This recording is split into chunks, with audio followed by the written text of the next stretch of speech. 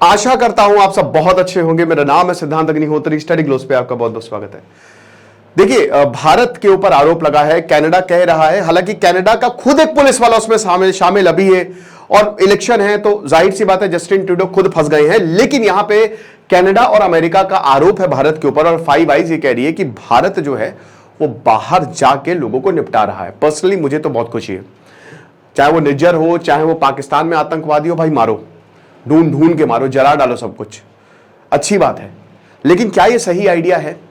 आज हम इस पे बात करेंगे, क्योंकि देखिए ये आर्टिकल बड़ा अच्छा लगा मुझे टाइम्स ऑफ इंडिया का, तो मैं सोच रहा हूं कि मैं आपको इस पे बताऊं, इसका एनालिसिस करेंगे और बहुत सारा आपको कुछ पता भी चलेगा। और साथ ही साथ हमारा जो शानदार कोर्स है स्किल डेवलपमेंट का, पहला हमने स्टडी ग्लोस का पहला स्किल बेस्ड कोर्स हमने निकाला है। आपको जॉब अपॉर्चुनिटीज मिलेंगी, आप पैसे कमा सकते हैं। अगर आप यूट्यूब चैनल है आपका, सोच रहे हैं यूट्यूब चैनल का बनाने का, स्किल कूपन कोड यूज करिए, बहुत ज्यादा आपको फायदा मिलेगा। सिर्फ 400 रुपए का कोर्स है, सो बिल्कुल भी परेशान मत होइए, आ जाइए, आपको डाउनलोड करिए। तो पॉलिटिकल असैसिनेशन हमने देखा, अभी इजराइल में आप देख रहे हैं कि सबको मार रहा है इजराइल। हमास में याह्या सिनवार को भी परसों मार दिया, इससे पहले इस्माइल हानिया को मार दिया, मोहम्मद डाइफ को मार दिया, कोई बचा ही नहीं। बचा ही कौन? सबको एक लाइन से निपटाता गया, है ना। अब सबसे बड़ी बात यह है कि क्या भारत भी ऐसे ही कर सकता है? हसन नसरल्ला तक को मार दिया। इजराइल की मोसाद ये कर रही है, अमेरिका ने कासिम सुलेमानी को मारा।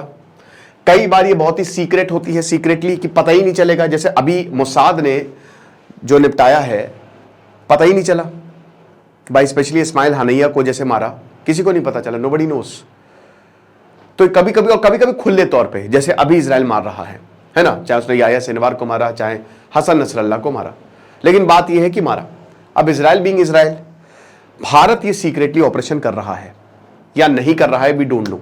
लेकिन अगर ऐसा है, क्योंकि हमने ये देखा कि पाकिस्तान में घुस के मार रहा है ना, ये ऐसी रिपोर्ट्स आई थी, और यहां पे उन्हीं के आतंकवादियों को रिश्वत देके उनके आतंकवादियों को निपटा रहा है। अच्छी बात है भाई, आतंकवादियों को निपटाओ, लेकिन कई बार ऐसा क्या होता है, कई बार आइडियोलॉजीज ना मरती नहीं है। ये बड़ी दिक्कत की बात है। जैसे ओसामा बिन लादेन को अमेरिका ने मारा, आईसिस उठ खड़ा हुआ। याह्या सिनवार को यहां पे मारा इजराइल ने, लेकिन वो एक ऐसा वीडियो बन गया कि आज वो बहुत सारे इस्लामिक देशों के लिए मोटिवेशन हो गया। उसको शहीद का दर्जा दे दिया, मार्टियर का दर्जा दे दिया, वो सर्कुलेट हो रहा है। इसमें दो चीजें, पहली बात तो सिंपैथी। देखिए, जो लोग इन लोगों को फॉलो करते हैं वो इनके साथ सिंपैथाइज करते हैं, इनकी सहानुभूति होती है ना। दूसरा, जो इनके साथ खड़े हुए हैं लोग ऑलरेडी कि हाँ हम आजादी के लिए लड़ रहे हैं, वो तो है ही है। तीसरा, जो नए हैं, अब जो नए हैं जिनको इससे कोई लेना देना नहीं, वो भी जब इस तरीके की तस्वीरें देखते हैं तो उनको भी लगता है कि भाई इतनी बुरी तरीके से क्यों मारा। और ऐसी स्टोरी सर्कुलेट की जाती है जिसको प्रोपागेंडा कहते हैं कि ये बहुत ही भाई तुम्हारे लिए ही लड़ रही है। तो इससे होता क्या है ना कि एक सिंपैथी की लहर, रेवोल्यूशन ऐसे ही आता है मेरे भाई, क्रांति ऐसे ही आती है। 1979 का जो ईरान में रेवोल्यूशन है वो ऐसे ही आया। आप समझ रहे हो, या तो पब्लिक बहुत ज्यादा परेशान हो जाएगी या कुछ ऐसा हो जाएगा जो पब्लिक की अंदर की आग को जगा देगी। तो इसमें हमको कॉशियस रहना चाहिए। Violence create violence, an eye for an eye makes the whole world blind, Mahatma Gandhi. तो वॉयलेंस क्रिएट्स वॉयलेंस, हम सबको पता है कि हिंसा से हिंसा होती है। अगर हम किसी को मार रहे हैं तो क्या वो पूरी तरीके से मरेगा? आइडियोलॉजी जिंदा रहती है दोस्तों, लीडर्स तो मर जाते हैं, आते जाते रहते हैं, और लीडर्स का भी यही काम होता है कि मेन आइडियोलॉजी। अब बड़ी बात यह है कि क्या भारत इसको बंद कर दे? अगर मान लीजिए वो कर रहा है तो मेरे हिसाब से नहीं। पाकिस्तान में आतंकियों को मारना चाहिए क्योंकि वो आतंकवादी हैं, उनसे कोई फर्क नहीं पड़ेगा। लेकिन कुछ जगह पे, जैसे कनाडा में अगर बात करते हैं, तो वहां पे आज से नहीं बहुत समय से खालिस्तानी है, उनका स्ट्रांग बेस है।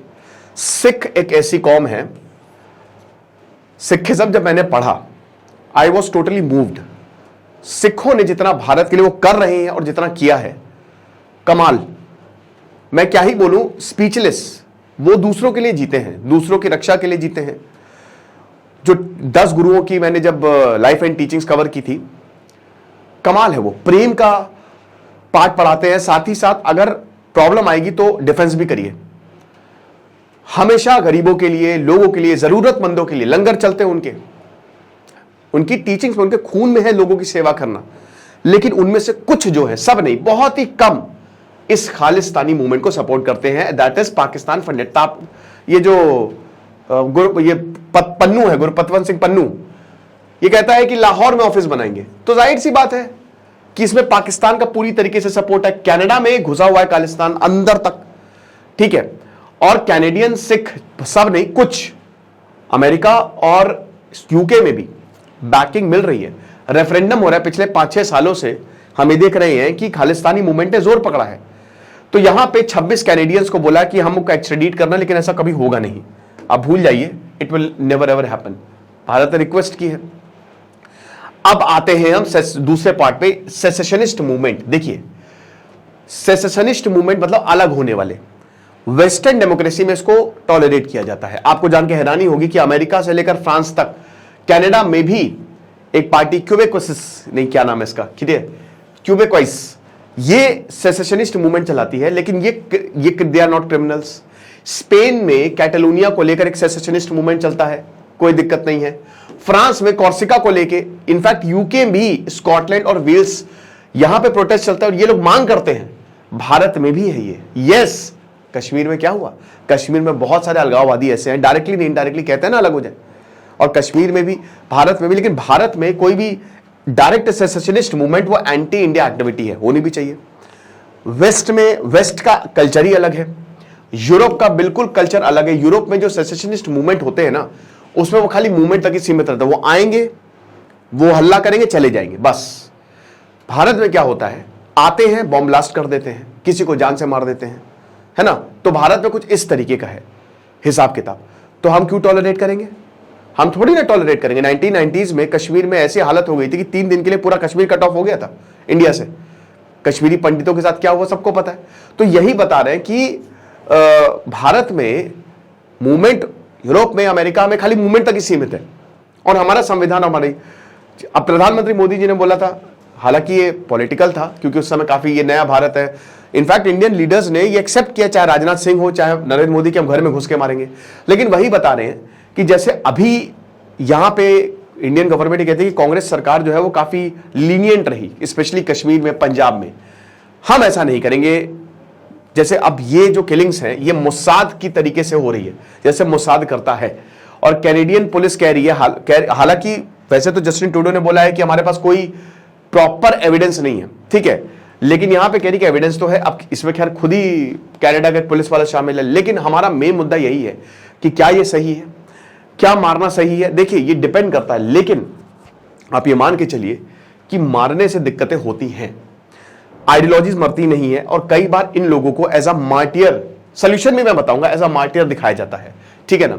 अब जैसे आप भारत की बात कर लीजिए, जैसे अभी विकास यादव, ये रॉ एजेंट, इनको, अब भारत में जैसे ऑपरेशन ब्लू स्टार हुआ, हमने भिंडरा वाले को खत्म किया, लेकिन क्या खालिस्तान रुका? नहीं रुका। कब रुका खालिस्तान? जब ऑपरेशन ब्लैक थंडर सेकंड 1988, जब अजीत डोवाल गए अंदर। आज पंजाब में बहुत ही कम इंसर्जेंसी है, यह बात सच है। बहुत सही चीज मैं आपको बताऊंगा अभी। अब जैसे आप म्यूनिच, आपने मूवी देखी है, ऑपरेशन रात ऑफ गॉड पे वो मूवी बनी थी, स्टीवन स्पीलबर्ग ने उस मूवी बनाई थी। उसमें ये साफ साफ दिखाया था कि वायलेंस से और वायलेंस क्रिएट हो गया। उन्होंने सबको मारा, लेकिन वो रुके नहीं, वो और वायलेंस, वो आइडियोलॉजी बन गई। उसके बाद शिनबेट, अभी एक डॉक्यूमेंट्री आई थी, उसमें शिनबेट जो मिलिट्री, जैसे इजराइल में ना सब मोसाद नहीं, शिनबेट भी है, वो उनकी मिलिट्री का जासूसी विंग है, स्पाई मतलब विंग है। तो उनके एनोनिमस, उनके जो चीफ ने बोला था कि ये जो किलिंग्स होती है ना, इससे और वायलेंस बढ़ जाती है। ये कुछ सॉल्व यहां पे नहीं कर रहे हैं। अमेरिका ने फिदेल कास्ट्रो को एलिमिनेट करने की कितनी कोशिश की। 1950s में क्यूबा में रेवोल्यूशन आ गया, क्यूबा में क्रांति आ गई, क्यूबन रेवोल्यूशन।